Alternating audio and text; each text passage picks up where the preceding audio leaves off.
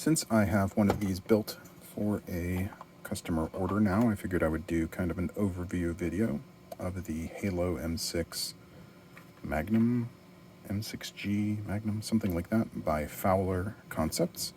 This blaster uses the fly core system, and specifically the angled fly core, so it'll only accept angled magazines, such as this printed one. It will not accept straight magazines. The magazine goes into the grip like that. Insert that until you hear it click. The mag release is this orange, in this case it's orange, button on the side. You don't pivot it. What you do is you push inward toward either side of the blaster, and that will release it. The blaster has a jam door right here, so in case any dart might get jammed in the flywheels, this will give you some access to hopefully remove it. Close that. It doesn't really matter if it's open or closed while you're using the blaster. It's totally up to your preference. I think most people would keep it closed, but I don't know. The battery goes up front. Normally I build these with an XT60 connector like this one. It takes kind of a medium size battery. This is 1,000 milliamp or a 1 amp hour battery. This is actually slightly too big to fit, I think. So you probably want more like an 850. Actually, oh, I'm sorry. I can't actually get that one in there. All right. So this 1,000 will fit. That's fine. It's kind of tight, but it's perfectly fine.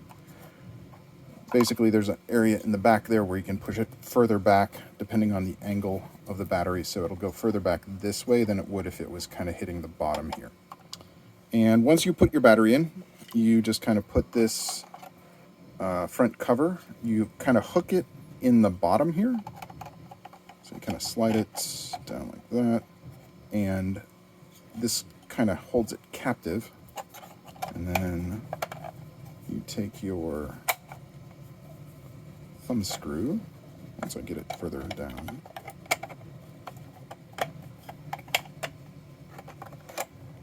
oh, sorry, okay, it's been a while. So you want to kind of put it in the bottom and then kind of angle it backward like that. And then this is just held on with a thumb screw. Now, this can be done just with your thumb. That's why they call it that. But I admit, due to this bar here, I actually kind of have a little bit of difficulty articulating that screwdriver, or rather that thumb screw. So you could use an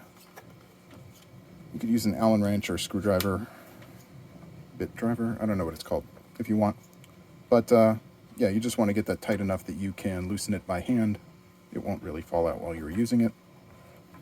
And then the other main thing to know is just this uses a single 2-stage trigger. So I don't know if you'll be able to hear this, but basically when you pull it a little bit, you'll hear a click. That will rev the flywheels, and then pull it the rest of the way and you'll get another click. Granted, when the flywheels are going, you probably won't hear it click. But basically, the first little bit lets it rev, and then the second one will actuate the pusher, which is back here somewhere. And generally, you'll get better performance if you rev first and then fire, but you'll probably still get darts if you just kind of pull the trigger all the way right away.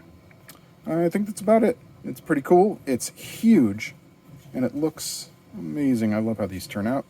I hope you enjoyed this overview.